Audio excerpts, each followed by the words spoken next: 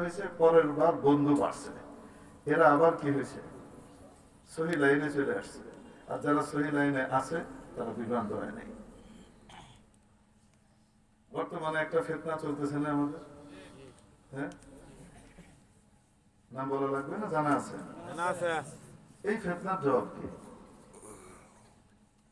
তারদিদের চাইতে মানাকিবে উলামা যদি আমরা মানুষের সামনে বেশি করে বলতে পারি, আহলে ইলমের মর্যাদা কি, আহলে ইলম কারা, এবং বিশেষ করে এই উপমহাদেশে উলামায়ে কেরামের কি অবদান, তাদের তারিখ, ঐতিহ্য, অবদান, ইতিহাস, এগুলো যদি আমরা উম্মতের সামনে তুলে ধরতে পারি, কোরআন এবং সুন্নাহর ভিত্তিতে আহলে ইলমকে আল্লাহ কি মর্যাদা দিয়েছেন এবং উম্মতকে কিভাবে কি ফলো করতে বলছেন তুলে ধরতে পারলে হাজারো মানুষ অটোমেটিক ফিরে আসবে।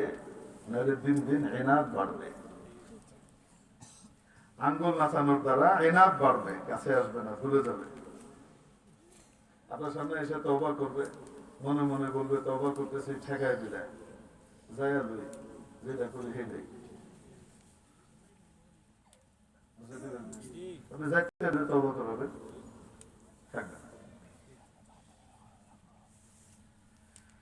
मेरे मोहतरम दोस्तों, अजीज बुजुर्गों, الذين يبيتون لربهم سجدا وقياما।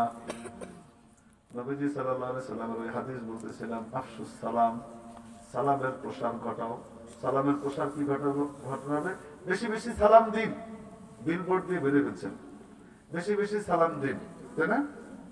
সালামকে হ্যাঁ বলুন, ঝগড়াকে না বলুন, মাদককে না বলুন, এতাতকে না বলুন।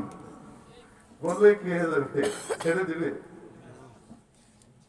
কামের কামটা করুন, অকাজ এমনি বেরোবে। তারপর তাহলে সালাম নিজে দেওয়া লাগবে কি লাগবে না? কাকে দিব? কাকে দিব? ইউসাল্লিমুল কাইম আলাল কাঈদ, সাল্লিমুল